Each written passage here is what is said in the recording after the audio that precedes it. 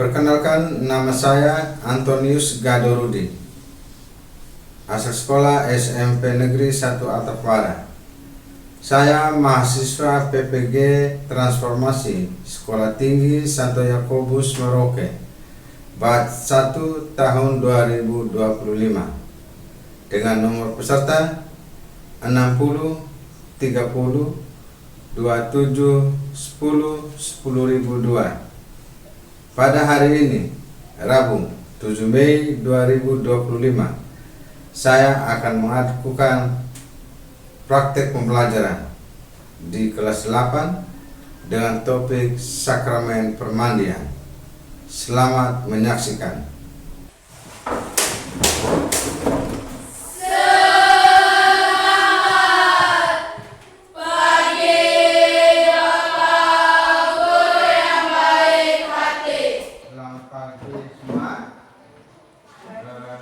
Masih semangat? Masih semangat luar biasa. Baik, anak-anak sekalian, hari ini kita sebelum memulai pelajaran, mari kita awali dengan doa. Silakan salah satu untuk memimpin doa. Marilah kita siapkan hati dan batin kita untuk berdoa dalam nama Bapa, Putra, dan Roh Kudus.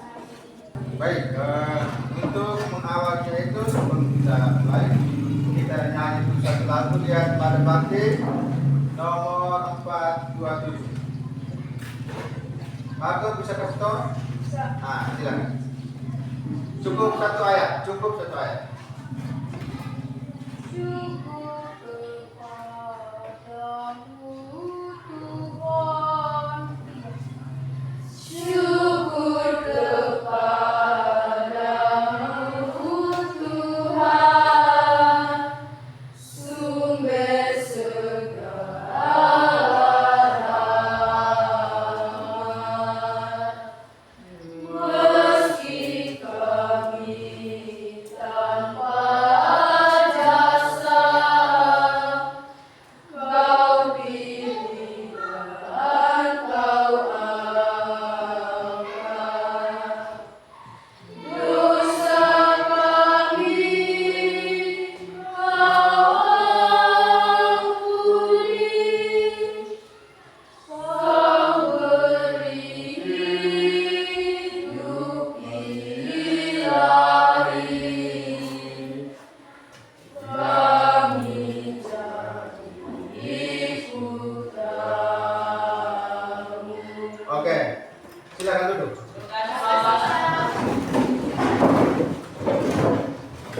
Baik, semua adik? Anak-anak, hari ini kita mulai dengan materi kita di semester ini dengan topik sakramen baptis. Ya, berbicara tentang sakramen baptis, apa itu sakramen? Siapa yang tahu apa itu sakramen? Ada yang tahu? Saya Pak. Pak Paulus? Sakramen yang ditanda dan serana kesatuan mesra dengan Allah dan persatuan seluruh umat. Nah, itu sakramen secara umum. Sekarang ketika berbicara tentang baptis atau permanen, apa yang Anda pikirkan?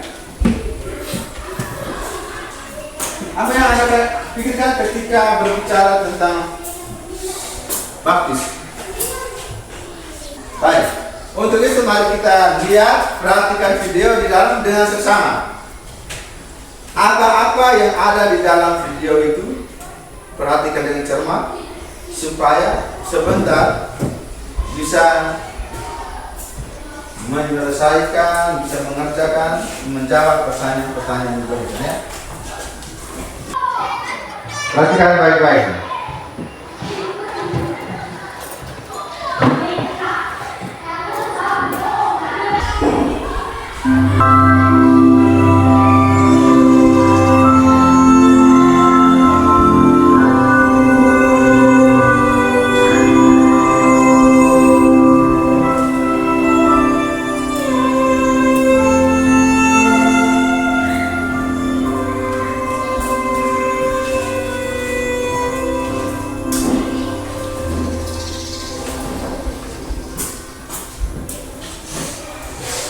Oke. Sudah? Ya. Itu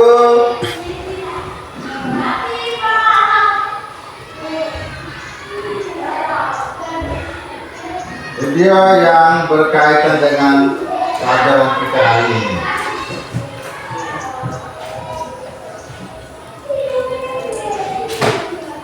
Baik. Setelah melihat video tadi, masih ingat tuh? Masih ingat? Kalau memperhatikan dengan seksama, apa yang disampaikan awal tadi semuanya ada di dalam video. Untuk membahas ini supaya terlibat langsung di dalamnya, silakan kita dalam kelompok.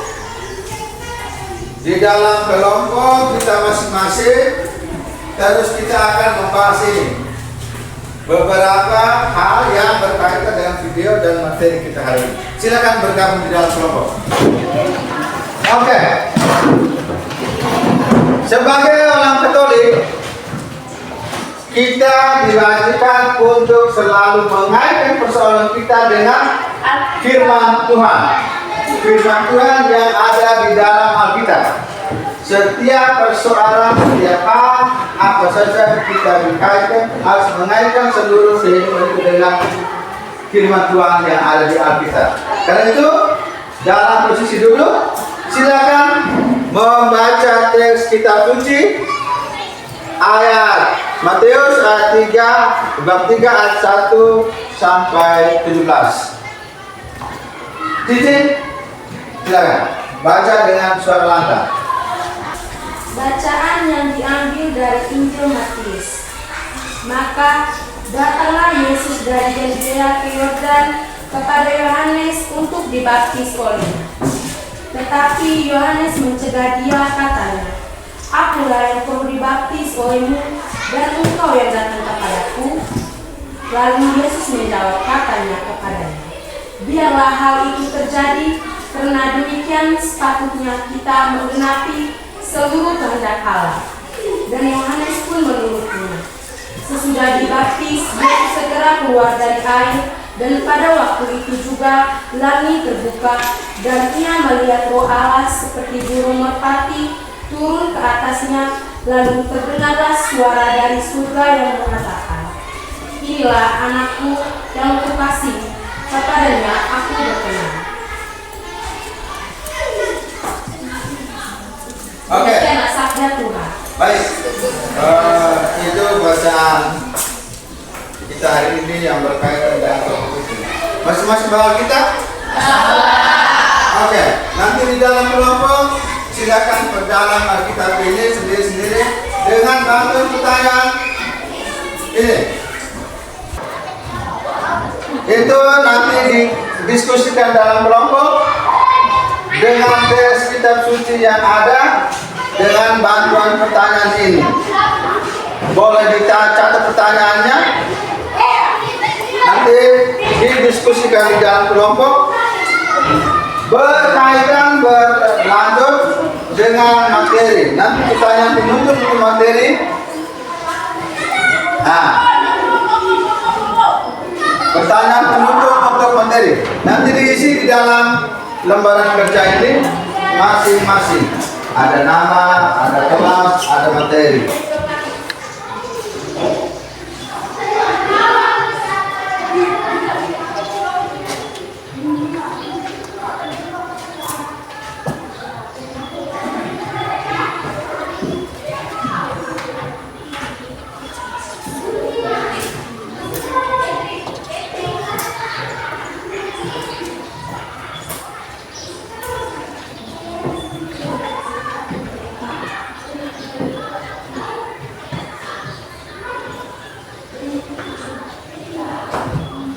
Ya, kalau sudah nanti sudah dekat.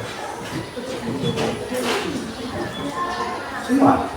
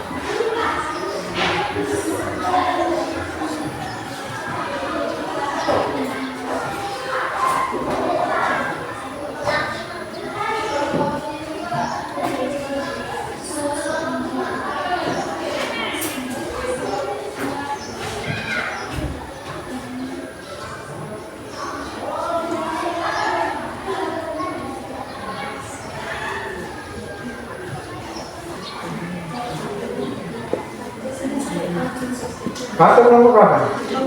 Nomor 2.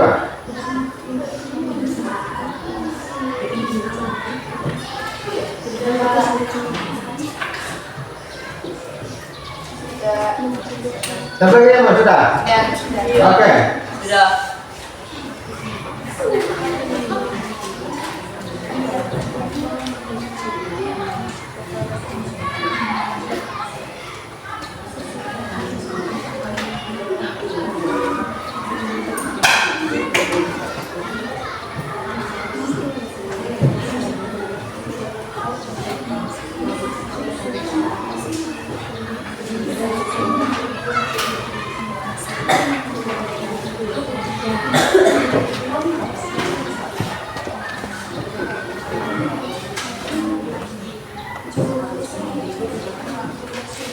Oke, baik. Sudah selesai? Belum. Sudah. Nah, yang sudah selesai berapa kelompok? 2. 2 kelompok. Ya. Ya, kelompok 1 dan kelompok 2 dan kelompok 5. Selesai? Sudah. Oke.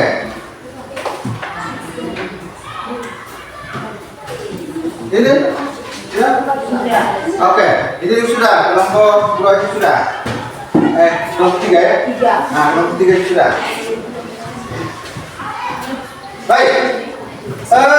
Yang belum selesai, mana yang belum selesai? 3 kelompok. 3 kelompok. Ini sudah satu nomor. Sudah sama. Nah, baik, silakan. Yang belum silakan lanjut sambil memperhatikan teman-teman yang mempresentasikan hasilnya. Terus ada kelompok yang mau bertanya, ya mungkin ada sesuatu tidak sesuai dengan hasil diskusi kalian atau hal yang kurang tepat, silakan tanya. Dan pertanyaan itu ditanggapi oleh semua anggota kelompok, ya. Pertanyaan itu ditanggapi oleh semua anggota kelompok yang presentasi. Baik.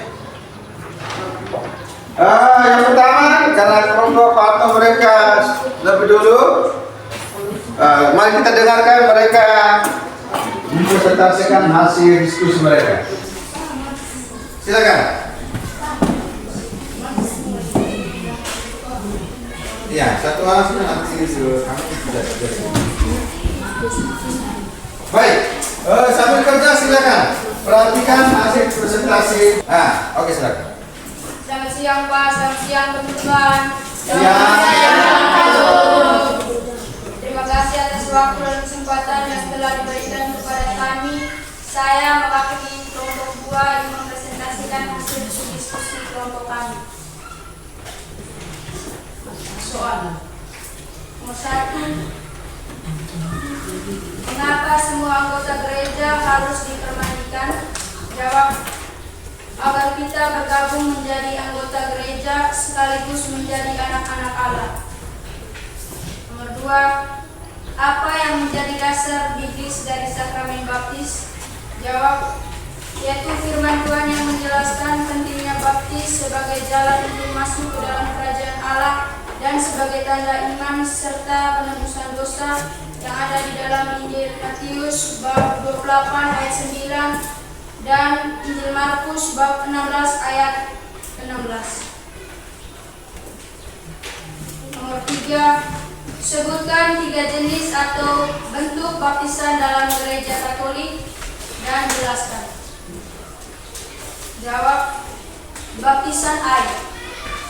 Baptisan air adalah pembaptisan yang paling umum dikenal dan dilakukan di gereja, di mana seseorang dibaptis dibaptis dengan air dalam nama Bapa, Putra, dan Roh Kudus. 2. Baptisan keinginan. Baptisan ini terjadi ketika seseorang ingin menjadi anggota gereja Katolik, menjalani masa katekumenan atau persiapan, tetapi meninggal sebelum sempat dibaptis dengan air. Silakan. Oke, silakan. Maju. Silakan. Pastor, ulang sabar belum selesai. Pastor, silakan. Sebelum akhir silakan bagaimana? Itu saja presentasi dari kelompok kami. Karena tidak ada yang bertanya, sekian dan terima kasih. Oke. Tangan. Keren. Belum. Coba. Ya, Anang.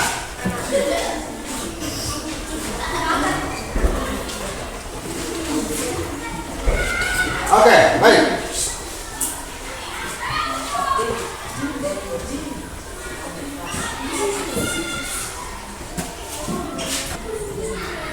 Selamat siang Pak, selamat siang teman-teman. Terima kasih atas waktu dan kesempatan yang telah diberikan kelompok kami. Saya dari kelompok 3 ingin menjelaskan hasil kerja diskusi kami. Nomor 1, mengapa semua anggota gereja harus dipermandikan? Jawab, karena pembaptisan dianggap sebagai simbol kematian dan kebangkitan Yesus Kristus serta tanda dan juga sebagai anak Tuhan. Nomor 2, apa yang menjadi dasar biblis dari sakramen? Jawab, Matius bab 28 ayat 19, karena itu pergilah dan jadikanlah sebuah bangsa muridku, baptislah mereka dalam nama Bapa dan Roh Kudus. Ayat ini menunjukkan bahwa baptis memiliki makna yang dalam kehidupan rohani. Nomor 3, sebutkan 3 jenis untuk pembaptisan dalam gereja Katolik. Jawab, yang pertama, pembaptisan sakramental. Pembaptisan sakramental adalah pembaptisan yang dilakukan dengan cara menyelupkan atau menyiramkan air pada orang yang dibaptis sebagai simbol penyucian dosa dan kelahiran baru dalam Kristus. Yang kedua, pembaptisan darah. Pembaptisan darah adalah pembaptisan yang dilakukan melalui kesaksian iman yang kuat bahkan hingga kematian. Yang ketiga, pembaptisan rindu. Pembaptisan rindu adalah pembaptisan yang dilakukan untuk menerima iman Kristiani dan pembaptisan meskipun seseorang tidak dapat menerima pembaptisan sakramental. Nomor 5. Sarana-sarana apa yang dilakukan dalam sakramen pemandian? Yang pertama, air. Yang kedua, minyak krisma atau opsional. Yang ketiga, pilih. Nomor 6, jelaskan makna dari sarana yang digunakan itu. Air memiliki beberapa makna. Yang pertama, penyucian dosa. Yang kedua, kelahiran baru. Yang ketiga, pembersihan spiritual. Yang kedua, minyak krisma. Pengudusan, tanda kehadiran Roh Kudus. Yang ketiga, kata-kata sakramental. Pengakuan iman, pemberian rahmat, penggabungan dengan Kristus. Nomor 7. Apa kata-kata yang diucapkan pastor pada waktu baptis? Yang pertama, dalam nama Bapa dan Putra dan Roh Kudus. Nomor 8. Apa konsekuensi dari pembaptisan yang kita terima? Yang pertama, pengampunan dosa. Yang kedua, kelahiran baru. Yang ketiga, penggabungan dengan Kristus. Nomor 9, jelaskan arti kata baptis. Baptis adalah sakramen yang diberikan kepada seseorang untuk menjadi anggota gereja Katolik sebagai simbol penyucian dosa dan kelahiran dalam Kristus. Itu saja hasil diskusi kami. Mungkin dari kelompok lain ada yang ingin bertanya atau menanggapi waktu dan kesempatan kami berikan. Oke, silakan. Yang mau bertanya? Pas. Ada yang mau bertanya? Silakan. Diberikan kesempatan. Pas. Oke. Tepuk salut. Salut, salut.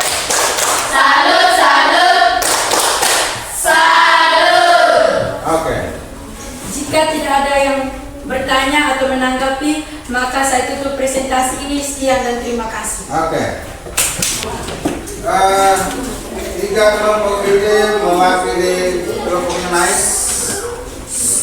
Kita beranjak ke tahap yang berikut.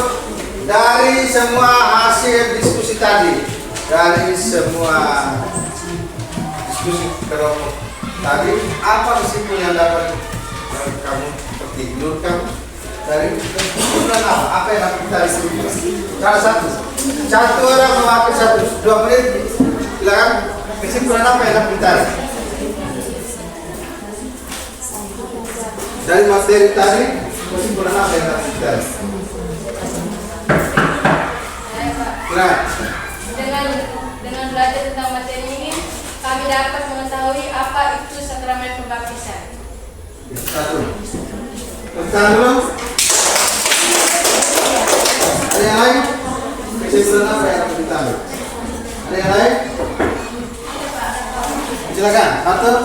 Dengan mempelajari materi sakramen pembaptisan, kami bisa mengetahui makna dari sakramen pembaptisan, tahap-tahap dari sakramen pembaptisan, dan sarana apa saja yang digunakan dalam sakramen pembaptisan. Oke, tentang.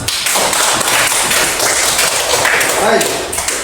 Secara garis besar, semua rangkaian kita dapat disimpulkan begini. Sakramen baptis merupakan pintu masuk sebagai amal untuk semua sakramen lain, ya. Pintu masuk sebagai langkah awal untuk menerima seluruh sakramen di dalam Gereja Katolik. Nah, di dalam Gereja Katolik terdapat 7 sakramen yang kita semua sudah tahu dari tadi awal, kita sudah tahu semua. Namun ketujuh itu dikelompokkan dalam 3, yaitu sakramen inisiasi, sakramen pembaharuan, dan sakramen panggilan hidup. Itu yang dikelompokkan. Dan kalau inisiasi dari permandian, krisma, dan sekaristi. Sakramen sekaristi itu masuk dalam sakramen inisiasi. Terus dari sakramen pembaharuan masuk dalam pengurapan orang sakit dan sakramen tobat. Dan juga sakramen panggilan hidup itu sakramen perkawinan dan sakramen mama. Baik, di dalam disebutkan tadi sudah bicara ada 3 jenis sakramen. Apa tadi? Sakramen apa? Sakramen Tadi? Macam-macam sakramen jenis tadi? sakramen inisiasi. Jenis sakramen.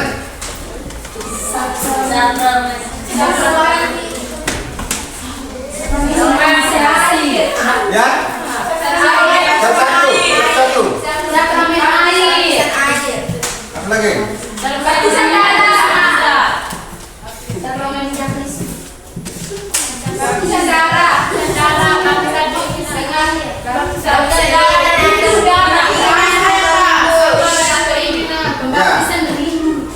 Itu jenis-jenis baptisan yang dikelompokkan ke dalam 3 sakramen. Jadi ada baptisan air, baptisan keinginan, dan Baptisan darah. Baptisan air itu dijalankan oleh permandian anak-anak. Baptisan air yang dijalankan oleh anak-anak, permandian bayi. Seperti dalam video tadi itu baptisan air. Sedangkan pembaptisan rindu itu dijalankan oleh pembaptisan dewasa. Mereka yang sudah dewasa, rindu, ingin mau bergabung dengan Gereja Katolik, mau mengenal Kristus, mereka dibaptis. Di dalam video tadi kan sudah. Itu sudah masuk dalam baptisan rindu atau baptisan dewasa. Dan yang ketiga yaitu baptisan darah. Baptisan darah itu yang kalau dalam bahasa sehari-hari itu namanya pembaptisan darurat. Ya, pembaptisan darah atau pembaptisan darurat. Itu orang dia mau dibaptis tapi dalam kondisi yang sudah tidak bisa berdaya. Dia sudah tidak bisa berdaya, tapi dia ingin, dia mau untuk dibaptis. Dia lakukan dirinya, dia mau, dia korban, dia mau dibaptis. Itu dalam baptisan darurat atau baptisan darah. Baik, ada 3 tahap.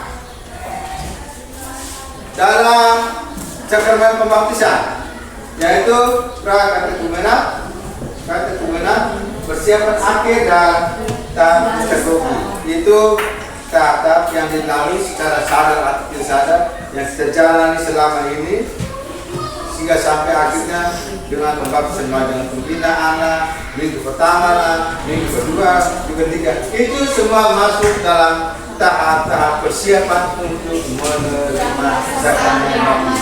Nah, yang terakhir, apa buah dari sakramen baptis? Menghapus dari segala dosa, dilahirkan kembali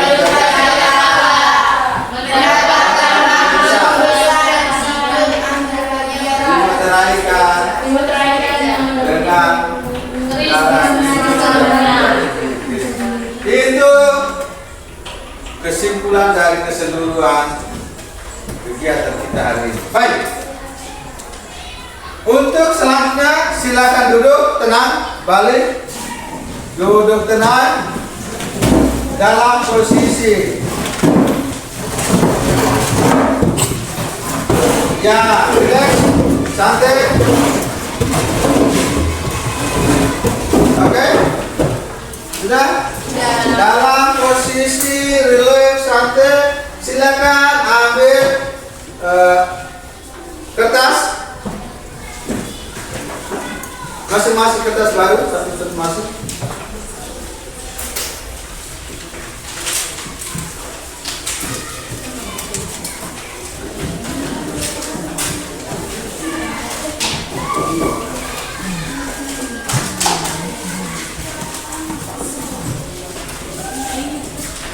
Ya, baik. Sudah? Itu yang harus menjadi bahan persiapan sudah kamu nulis. Apa yang perlu ditulis? Ya.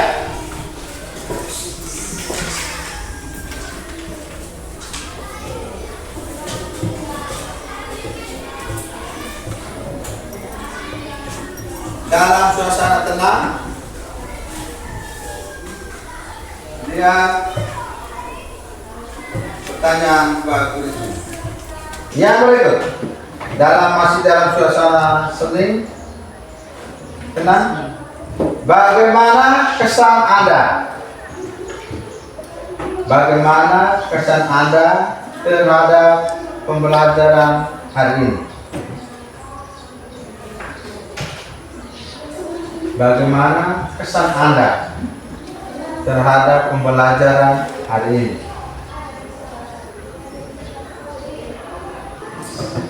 Sudah? Sudah. Baik.